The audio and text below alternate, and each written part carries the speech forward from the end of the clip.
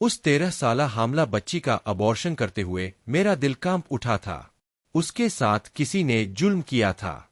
उसकी चीखों से मेरा दम घुट रहा था। मैंने उससे पूछा, तुम्हारे साथ यह जुल्म किसने किया? मगर वो कुछ ना बोली। उसके घर वालों ने कहा, यह बच्ची पैदाइशी पागल है, यह कुछ नहीं जानती, बस आप अपना काम करें। लेकिन जाते वक्त उस बच्ची ने चुपके से एक लिफाफा मेरे बैग में डाल दिया और बोली, घर जाकर देखना। मैंने घर आकर बैग से लिफाफा निकाल कर देखा तो मेरा कलेजा मुंह को आ गया। मेरा जिस्म थरथर कांपने लगा क्योंकि मुझे कुछ पैसे चाहिए थे। वसीम ने सर झुकाकर मध्यम आवाज में कहा तो मैंने चौंक कर उसे देखा। उसके लहजे में ना सिर्फ झिझक थी बल्कि एक अजीब सी घबराहट भी थी, जैसे वह कुछ छुपाने की कोशिश कर रहा था। पिछले ही हफ्ते की बात है जब उसने मुझसे 5,000 मांगे थे और मैंने कितनी मुश्किल से अपनी जरूरतों को पूरा किए बगैर उसे पैसे दिए थे। यह मैं ही जानती थी।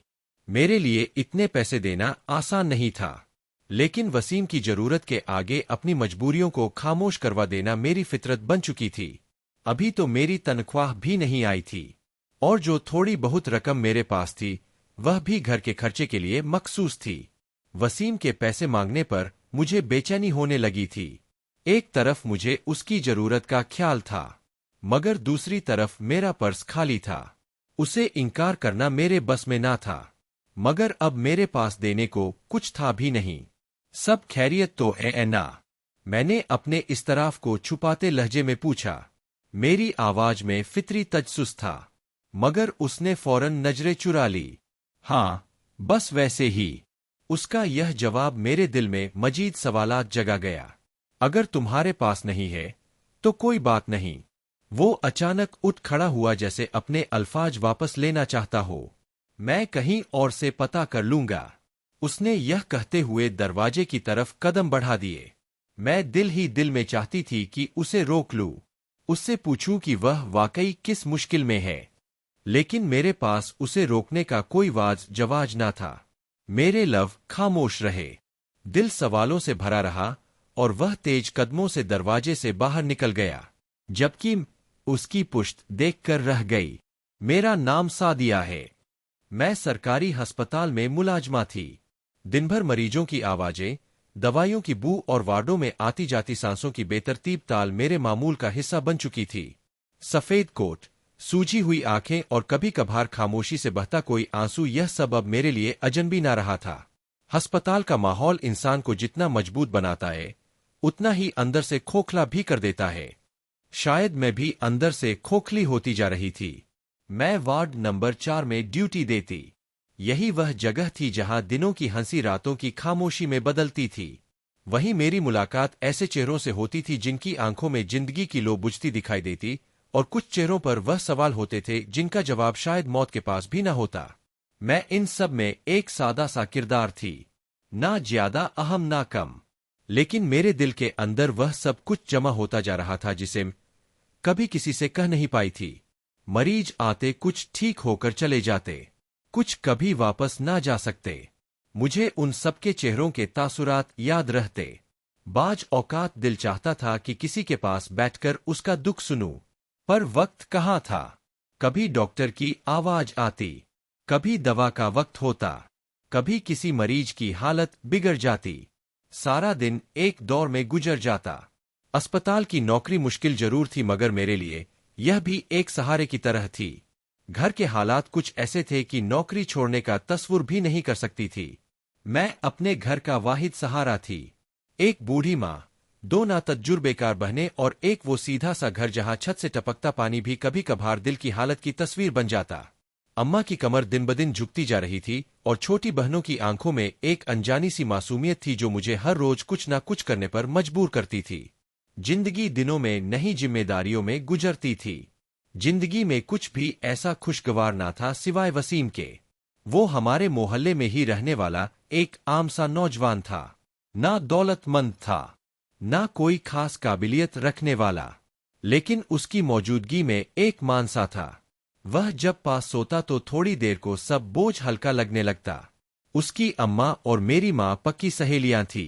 अम्मा अक्सर घर के काम उससे करवा लिया करती और वह भी चुपचाप अम्मा का हर हुक्म बचा लाता।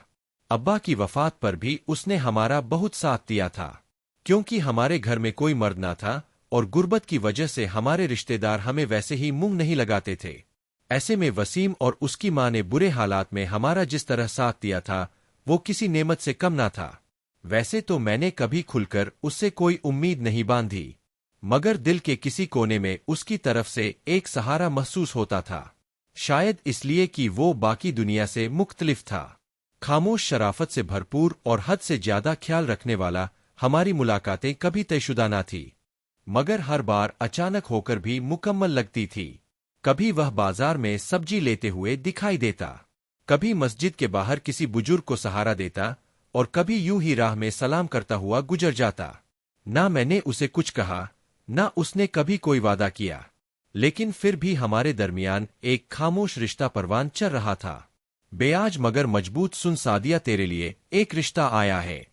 मैं अस्पताल से घर लौटी तो अम्मा को ख्यालों में गुम पाया।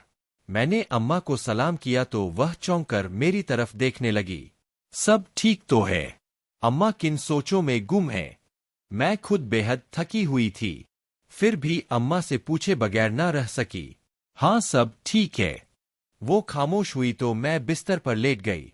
नींद मेरी आंखों में उतरने को बेकरार थी। तभी मुझे अम्मा की सोचों में डूबी आवाज सुनाई दी। सुन सादिया, तेरे लिए एक रिश्ता आया है। वो सोचों में गुम हल्की आवाज में बोली थी, जैसे खुद कलामी कर रही हूं। मेरे लिए रिश्ता। मैं एकदम उठ बैठी। नींद जैसे उतर कर फौरन ही भाग गई।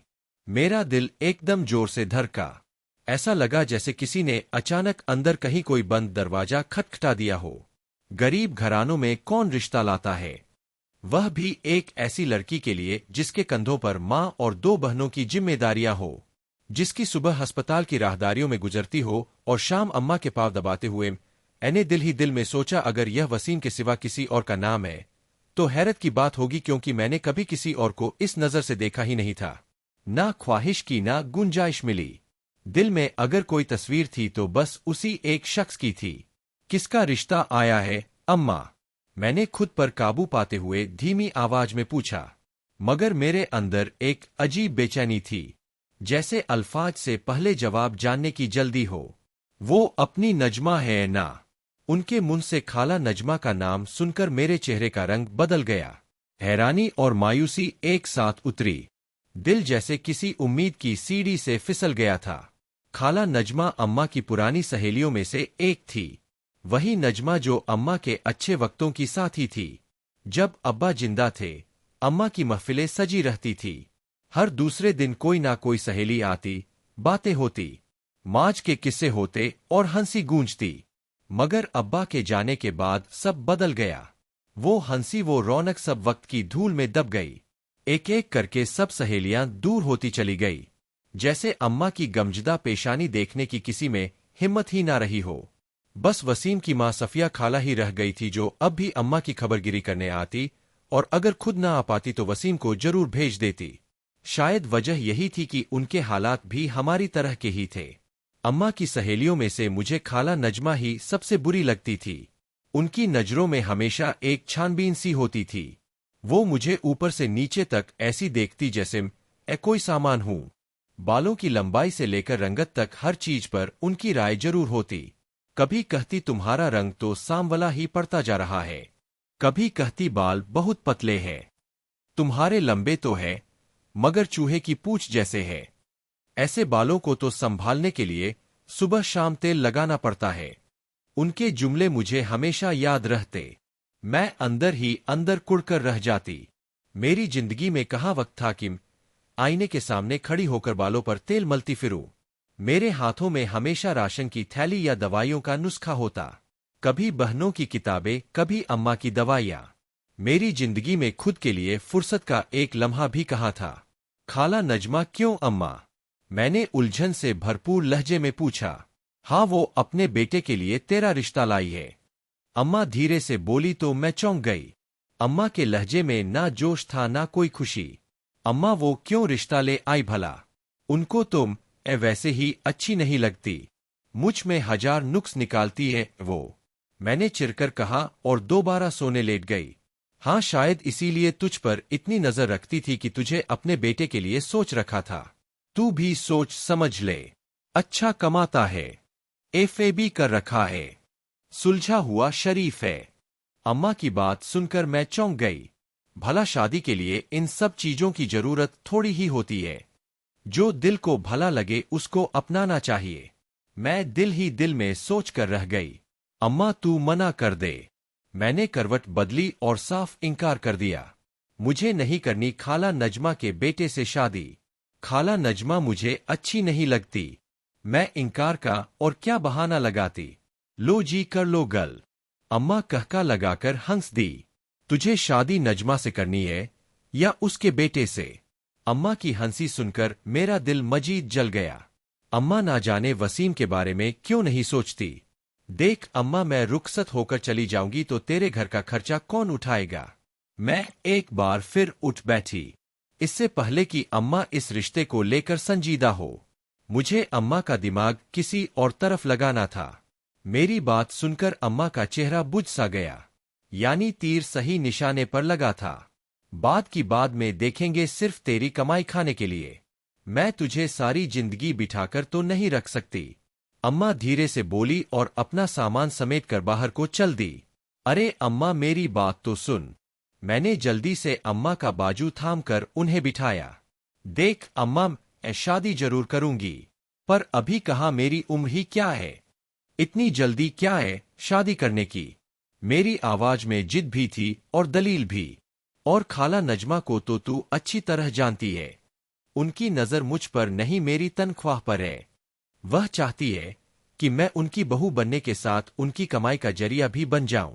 अगर मुझे ससुराल जाकर दूसरों को पालना है तो क्यों ना मैं अपनी माँ और बहनों को संभालती रहूं। मैंने अम्मा को एक नया जाविया दिखाने की कोशिश की। वह थोड़ी देर के लिए चौंकी, फिर आंखें सुखेड़ कर मुझे गौर से देखने लगी। और अगर खाला नजमा को तुझसे रिश्तेदारी जोड़ने की चाह है तो वह नादिया के बारे में क्यों नहीं सोचती? वह मुझसे छोटी है। तू उनसे कह दे कि अगर रिश्ता चाहिए तो नादिया का मांग ले। मैंने दिल की बात अम्मा के सामने रख दी। मेरा अंदाज सख्त ना था, बस सच्चाई पर मबनी था। अम्मा कुछ लम्हे खामोश रही, फिर हथेली मुंह पर रखकर गहरी सोच में डूब गई। हाँ, यह तो मैंने सोचा ही नहीं। उनकी आवाज में नरमी थी, जैसे अंदर से वह भी मुतमीन हो गई हो। अम्मा मेरी बात मान। छोटी लड़कियों को पहले रुखसत कर। अभी मेरी कमाई से घर चल रहा है, जब तक हाथ में रोजगार है। मैं चाहती हूं कि दोनों बहनों की शादी कर लूं। उसके बाद अपनी जिंदगी के बारे में सोचूंगी। और हाँ, जब शादी करूंगी तो ऐसे शख्स से करूंगी जो तुझे साथ रखने पर राजी हो, या कम से कम मुझे यह इजाजत दे कि अपनी कमाई अपने घर वालों पर खर्च कर सकूं। मैं खाला नजमा जैसी खुदगज औरत के बेटे से शादी नहीं कर सकती। मेरी बात में मजबूती थी, सच्चाई का वजन था। अम्मा ने कुछ देर बाद आहिस्ता से सर हिला दिया। तू ठीक कहती है। वैसे भी अभी तेरी उम्र ही क्या है, पहले बहनों को रुखसत करते हैं। अम्मा मान गई। शायद उनके दिल में भी वही सवाल था जो मेरे लबों तक आया। शायद वह भी डर रही थी कि मेरे जाने के बाद घर कैसे चलेगा। अम्मा को मनाना कुछ मुश्किल साबित न हुआ था। मैं पुरस्कून होकर लेट गई थी। वसीम के सिवा मैं किसी और के बारे में सोच भी ना सकती थी। वसीम को अस्पताल की नौकरी पर एने ही लगवाया था। सफिया खाला के कहने पर और कुछ अपने दिल के हाथों मजबूर होकर नौकरी ज्यादा बड़ी ना थी। तनख्वाह भी महदूद थी, क्योंकि ना तो वह ज्यादा पढ़ा लिखा था, ना ही किसी तजुर्ब का हामिल।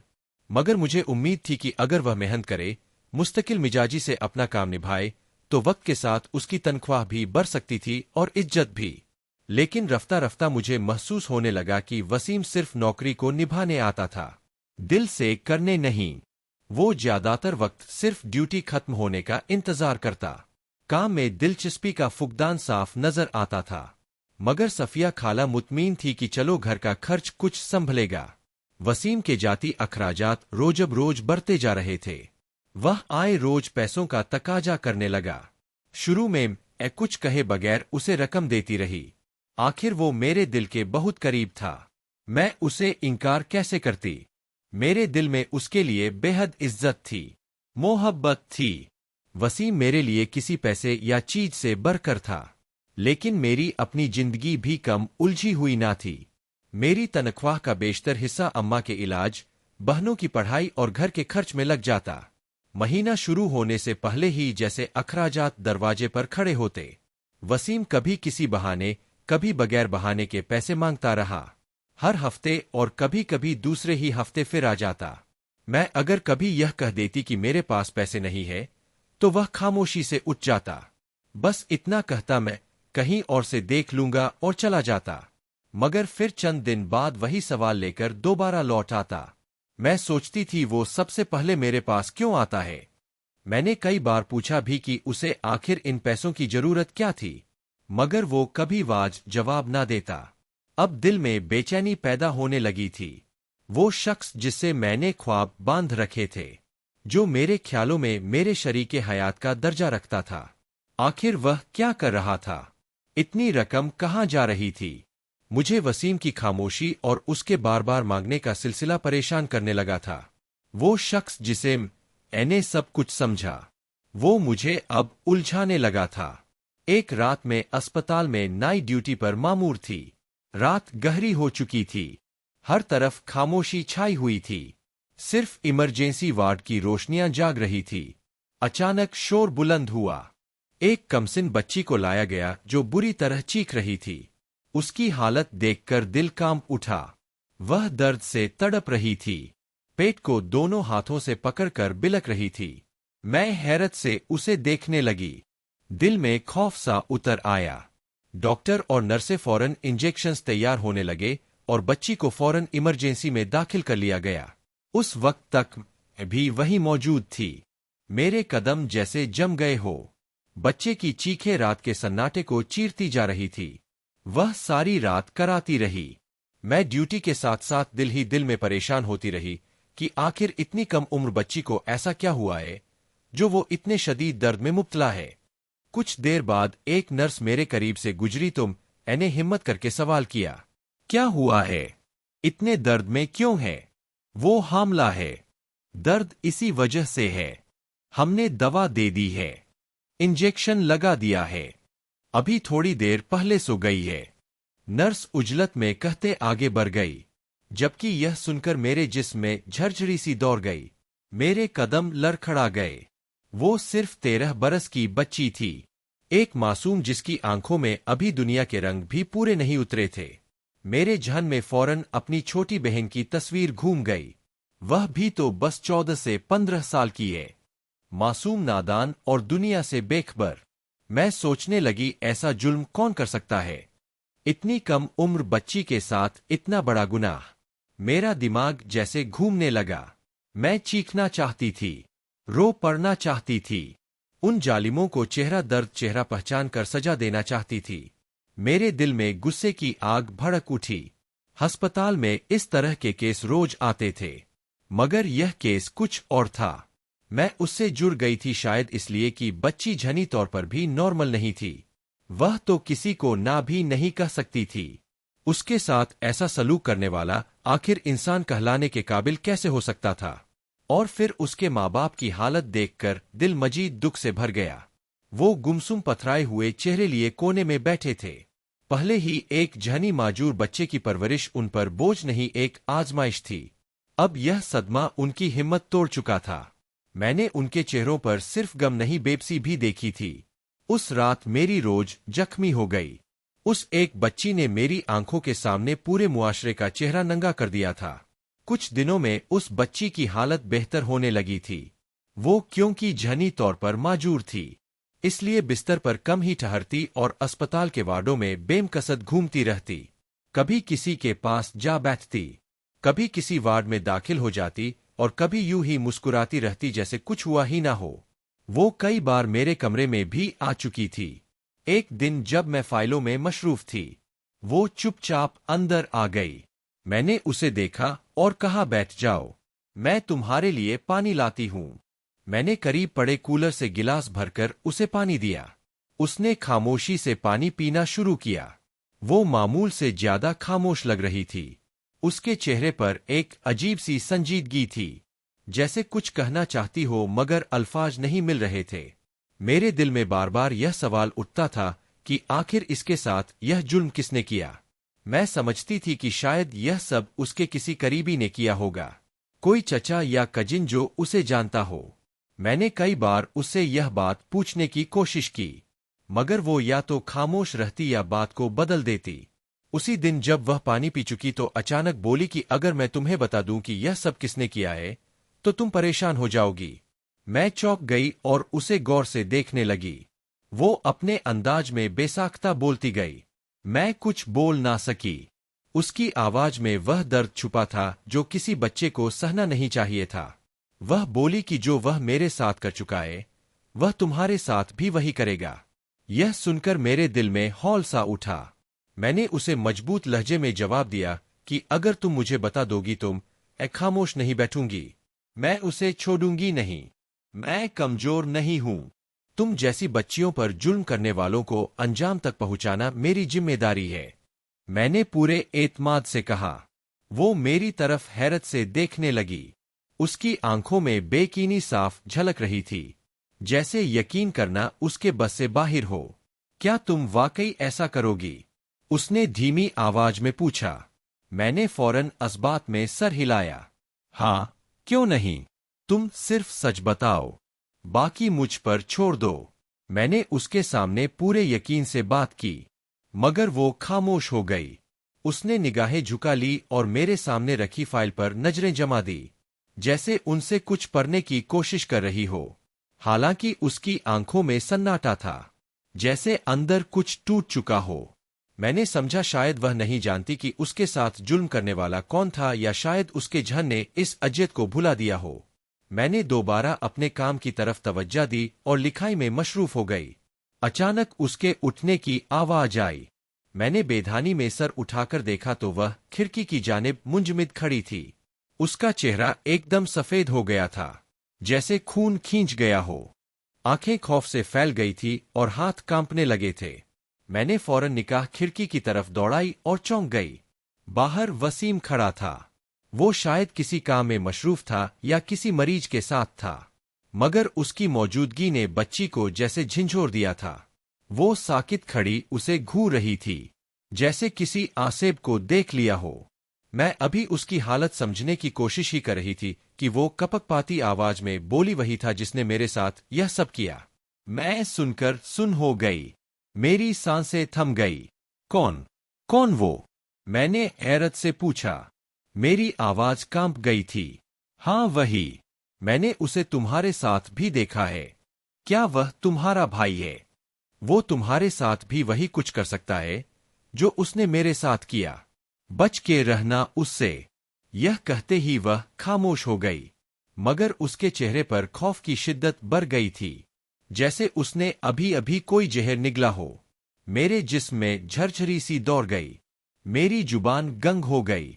मैं पल भर को अपनी जगह साकित हो गई।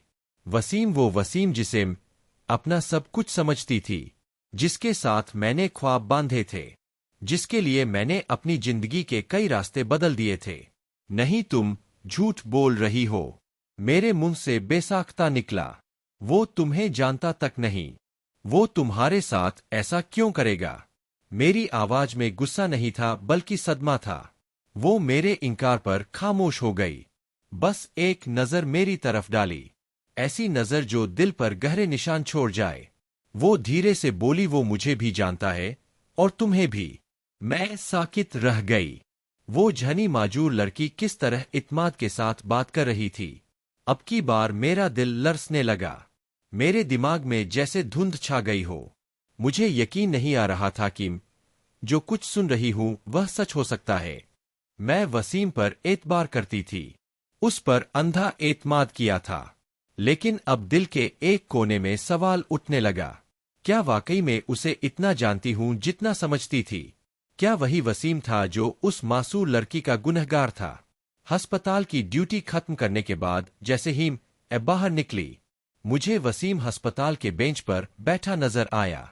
वह सर झुकाए अपनी उंगलियों को बेमकसद मुरोड़ रहा था, जैसे किसी गहरी सोच में गुम हो। मैं उसके करीब से गुजरी मगर नजरें फेर ली। ना उसे बुलाया ना रुकने का सोचा। मेरे दिल में एक अजीब हलचल मची हुई थी।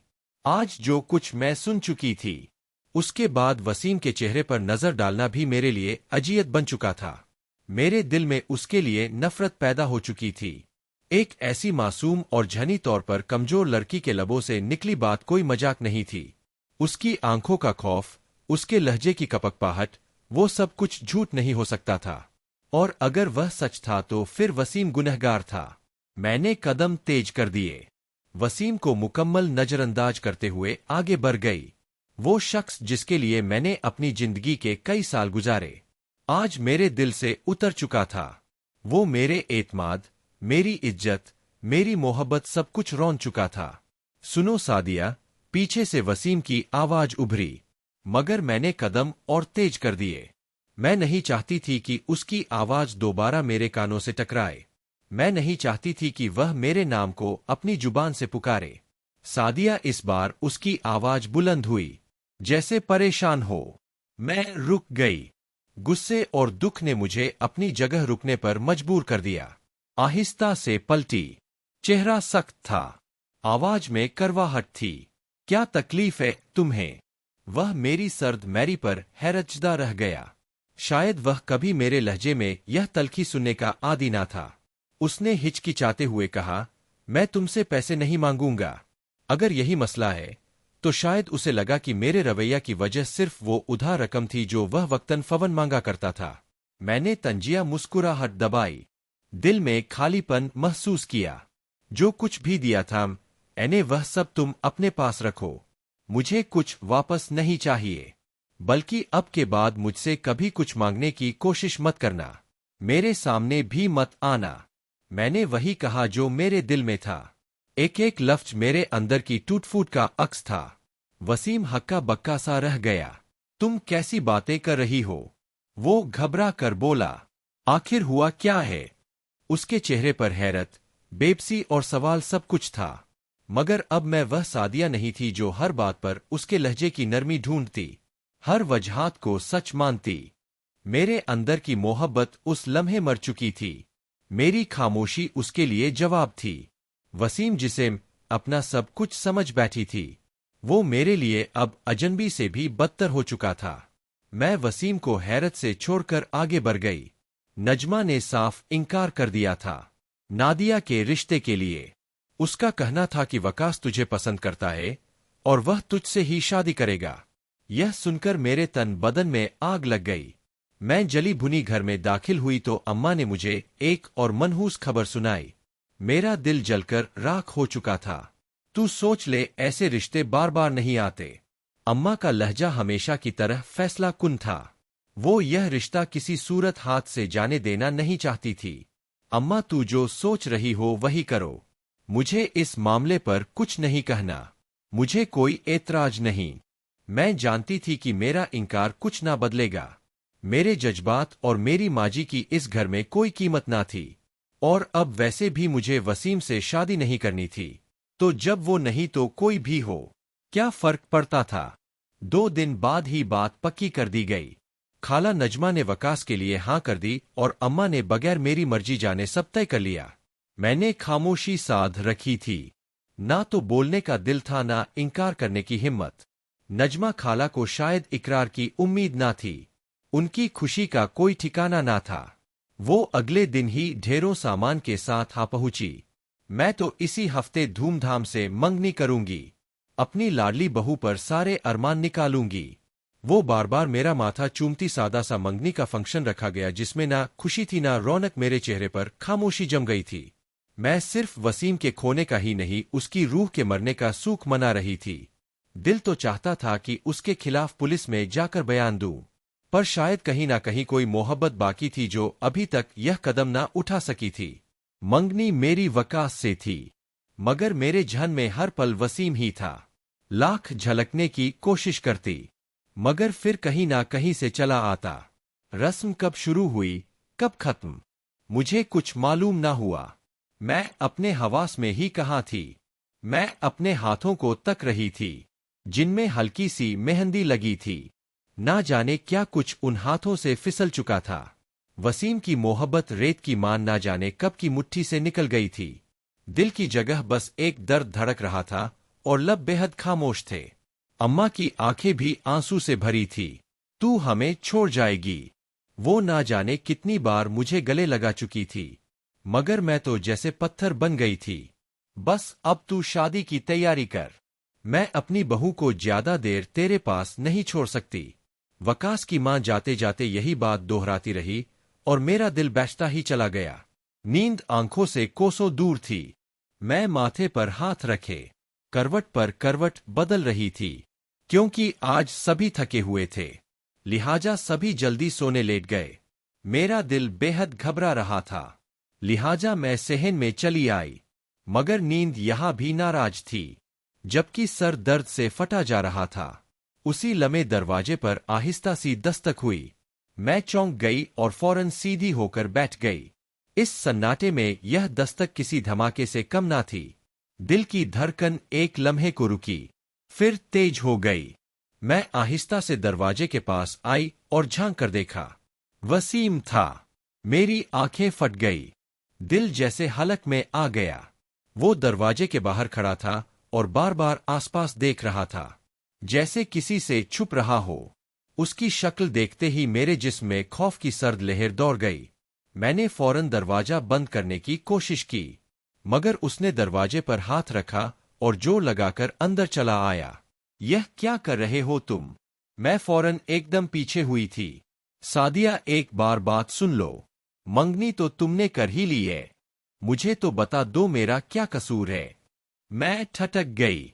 दिल चाहा फौरन चीख कर सब कुछ जगा दूं, मगर जुबान जैसे बंद हो चुकी थी। मैं दरवाजे से कुछ फासले पर खड़ी हो गई। मुझे सिर्फ 5 मिनट तो सब कुछ वाज हो जाएगा। प्लीज सादिया, मेरे हाथ पसीने से भीग गए थे। मैं जानती थी अगर मैंने उसे मौका दिया तो मेरे सारे सवालों को जवाब मिल सकता है, लेकिन मैं यह भी जानती थी कि सचबाज औकात रूह को छलनी कर देता है। अगर तुमने आज मेरी बात ना सुनी तो शायद सारी जिंदगी पछताना पड़े। मैं साकित खड़ी थी, ना कदम आगे बढ़ते थे ना पीछे हटते थे। खौफ, गुस्सा, बेबसी सब एक साथ सीने पर आ बैठे थे। कहो क्या कहना है, मगर लहजा मजबूत रखने की कोशिश की थी। सादिया, मेरा यकीन करो, मैं बेगुनाह हूं, मैंने कुछ नहीं किया। वो उलझनजदा लहजे में बोला। तुम चौंक कर उसकी तरफ देखने लगी। मैंने तो उसे कुछ नहीं कहा था कि उसने कोई गुनाह किया है, मगर लग रहा था जैसे उसका अपना दिल ही उसे काटने लगा हो। मैंने तो उससे ऐसी कोई बात ना की थी, मगर वह खुद ही दिफा पर आ चुका था। मैंने कब कहा तुमने कुछ किया है? मैंने भवे उचकाकर तन से कहा। मैं जानता हूं वकास ने तुम्हें मेरे बारे में ना जाने क्या क्या कहानियां सुनाई होंगी, तभी तो तुम उस पर मंगनी के लिए राजी हो गई हो। उसने तुम्हें मेरे खिलाफ कर दिया है, वो बोला। तुम फिर से हैरान हो गई। वकास ने मेरे सामने तुम्हारे खिलाफ एक लफ्ज भी नहीं कहा। मैंने साफ लहजे में जवाब दिया तो वह भी कुछ पल को साकित हो गया। शायद वो मेरे जवाब से हैरत में पड़ गया था। फिर तुम मुझसे यूं नफरत क्यों करने लगी हो? मैंने ऐसा क्या कर दिया है? वो परेशान लहजे में बोला। अब मेरे लिए खामोश रहना मुमकिन न रहा। मैंने वो सवाल कर ही दिया जो मेरे सीने में भड़क रहा था। तुमने उस झनी माजूर बच्ची के साथ क्या किया है? मेरे अल्फाज सुनकर वह ठटक गया और मुझे खाली नजरों से देखने लगा, जैसे वक्त एक लम्हे को थम गया हो। कौन बच्ची? वो आपदा उसके मुंह से जैसे ही उस बच्ची का नाम निकला तो मैं लरस गई। मुझे यकीन हो गया कि वह उसे जानता है। उसका नाम तक ले रहा है तो उसने कुछ ना कुछ जरूर किया है। तुम उसे कैसे जानते हो? मैंने चीख कर कहा। तुम्हें शर्म नहीं आई? तुमने एक झनी माजूर बच्ची के साथ ऐसी हरकत की। मेरी आवाज तेज थी, मेरे अंदर का तूफान लबों से झलक रहा था। वसीम हक्का बक्का खड़ा था, मगर अब वह छुप नहीं सकता था।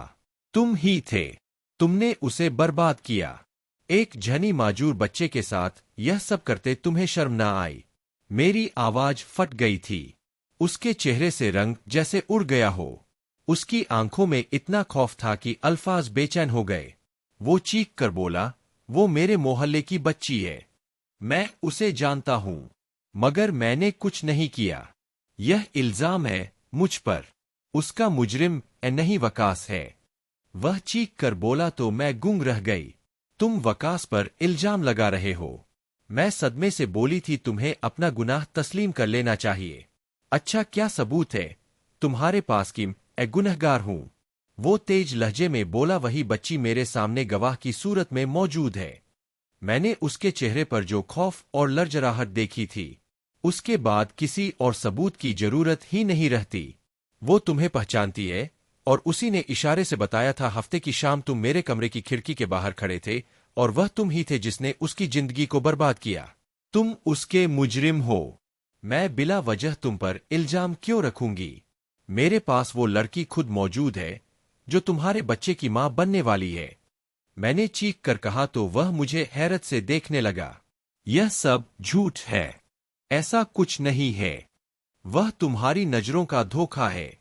वह बच्ची मुझे नहीं बल्कि वकास को पहचान रही थी, क्योंकि उस दिन अकेला नहीं था, मेरे साथ वकास भी था। हो सकता है कि उसने वकास को देखा हो और इशारे उसकी तरफ किए हो, क्योंकि मैं उसका मुजरिम नहीं हूं, बल्कि मैं उस वक्त वहां पहुंचा था जब वह जुल्म हो रहा था। वो खेतों की तरफ जा चुका था और मैं पीछे से पहुंचा। मैंने उसे देखा, मैंने उसे रोका था, मैंने उसकी जान बचाई थी। उस दिन के बाद से वकास मुझे ब्लैकमेल कर रहा है।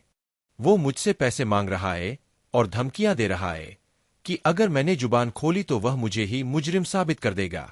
जो पैसे मैं तुमसे मांगता रहा, वो दरअसल उसी के हवाले करता रहा हूं। वो उस दिन अस्पताल भी मुझसे मजीद पैसे मांगने आया था। यह सच है, और यह भी सच है कि सच बोलने वालों का कोई साथ नहीं देता। दुनिया हमेशा झूठ को सच मानती है। तभी तो तुमने उसके लिए चूड़ियां पहनी, उसके नाम की मेहंदी लगाकर बैठ गई हो। उसने न सिर्फ मेरे किरदार को रौंदने की कोशिश की, बल्कि मेरी मोहब्बत भी मुझसे छीन ली। अब की बार उसका लहजा पहले से धीमा और टूटा हुआ था, जैसे बरसों की थकन ने उसकी आवाज को भी बोझल कर दिया हो। मैं तड़प कर रह गई।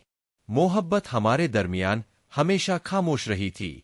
ना उसने कभी इकरार किया और ना मैंने कभी जुबान से कुछ कहा, मगर आज उसने एतराफ किया था, वो भी ऐसे वक्त में जब सब कुछ हाथ से निकल चुका था। मैं चुपचाप उसका चेहरा तकती रही। मेरी आंखों में कई सवाल थे जिनके जवाब अभी तक कहीं ना मिले थे। वो बोला, यही सच है सादिया। जब सच तुम्हारे सामने खड़ा हो तो गलत के पीछे मत जाना, वरना सारी जिंदगी पछताओगी। एक बार उस लड़की के सामने मुझे और वकास दोनों को खड़ा कर दो, तुम्हें खुद मालूम हो जाएगा कि कौन मुजरिम है और कौन नहीं। यह कहकर वो आहिस्ता से पलटा, सर झुकाए चुपचाप चल दिया, और मैं वहां खड़ी सिर्फ उसे जाते हुए देखती रही। मेरी आंखों से आंसू बह रहे थे। मैं कुछ भी कहने के काबिल ना रही थी। मेरे अंदर अब भी एक तूफान बरपा था। क्या वाकई वो सच कह रहा था? क्या वह कासिम मुजरिम था? क्या उस दिन खिड़की के बाहर वाकई वो दोनों मौजूद थे? मैं ढीले कदमों से वापस पलटी तो मुझे पीछे किसी की मौजूदगी का एहसास हुआ। जैसे ही मुड़कर देखा तो अम्मा दरवाजे के पास खड़ी थी। चेहरे पर हैरत और आंखों में सवाल थे। वो कुछ देर मुझे देखती रही, फिर बोली, यह सब क्या है सादिया? मैं कोई जवाब ना दे सकी। मेरा गला रंध गया था। मैं बस आहिस्ता से अम्मा के सीने से जा लगी और फूट फूट कर रोने लगी, जैसे बरसों की थकन आंखों से बहने लगी हो। सच जानने के लिए मैंने वही किया जो मुझे करना चाहिए था। मैं वसीम से मोहब्बत जरूर करती थी, मगर अब उस मोहब्बत से ज्यादा अहम उस बच्ची का इंसाफ था जिसके साथ जुल्म हुआ था। मैं आंखें बंद करके किसी पर एतबार नहीं कर सकती थी, क्योंकि यह सिर्फ किसी एक की मोहब्बत नहीं बल्कि एक मासूम की जिंदगी का सवाल था। मैंने वकास को एक बहाने से अस्पताल बुलाया। वह बेफिक्री से दौड़ा चला आया जैसे कुछ जानता ही ना हो। मैंने उसे अपने कमरे में बिठाया और फौरन उस बच्ची को ले आई। उसके चेहरे पर अभी भी वही खौफ था जो उस दिन उसने खिड़की के बाहर महसूस किया था। मैंने नरमी से पूछा, बताओ, क्या यही तुम्हारा मुजरिम है? क्या यह वही है जिसे तुमने खिड़की से देखा था? वह कांपने लगी। उसका चेहरा सफेद हो चुका था, आंखों में शदीद खौफ और होंठ कपक पा रहे थे। वकास के चेहरे का रंग भी उड़ चुका था और वह एकदम बोला, यह क्या कर रही हो सादिया? ऐसा इल्जाम मुझ पर? मैंने हाथ उठाकर उसे खामोश रहने का इशारा दिया और दोबारा बच्ची से कहा, हिम्मत करो, बोलो, सच क्या है? क्या यही है वो रोते हुए कांपती आवाज में बोली, यही है, यही है, यही है। जो खिड़की के बाहर खड़ा था वही जिसने मेरे साथ वह सब किया। मैंने फौरन उसे अपने सीने से लगा लिया और वकास की तरफ मुड़ी। तुम भागने की कोशिश भी मत करना। मगर वह दरवाजे की तरफ लपका तो मैंने जोर से धक्का देकर उसे वापस कुर्सी पर गिरा दिया। वो गिरा तो बाकी अमला भी कमरे में दौड़ता हुआ आ गया। इसको पकड़ लो और पुलिस के हवाले करो, यह इस बच्ची का मुजरिम है, मैंने बुलंद आवाज में कहा और आपदा को अपने साथ खींच लिया ताकि वह खौफ के मारे फिर से बेहोश न हो जाए। यही है, वो रोते हुए बोली। फिर बोली, यही है, आपके भाई का दोस्त है। वह रोते हुए बोली तो हैरान रह गई। वह वसीम को मेरा भाई समझती थी। शायद उसने हमें एक साथ देखा था और फिर वसीम के साथ वकास को देखा था। नहीं, यह मेरा कुछ नहीं लगता। मेरा इससे कोई रिश्ता नहीं। अगर रिश्ता है तो सिर्फ एक दुश्मनी का रिश्ता है। मैं उसे सहलाती रही और दिल में एक सुकून सा उतरने लगा कि मैंने एक मासूम की आवाज बनकर सच को सामने ला खड़ा किया था। पुलिस ने वकास को जल्दी गिरफ्तार कर लिया था और तहकीकात में यह साबित हो गया कि वही असल मुजरिम था।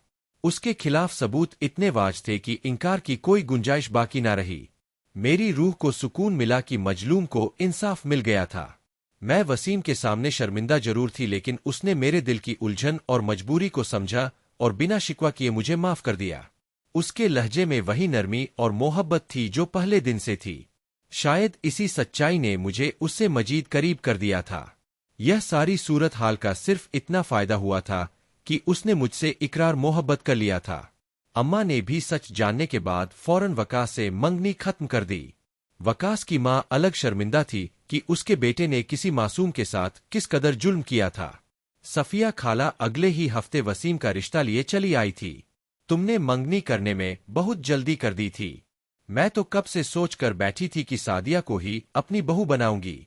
अम्मा ने सफिया खाला से हंसते हुए कह दिया कि अब की बार मंगनी नहीं, बस सीधी शादी होगी।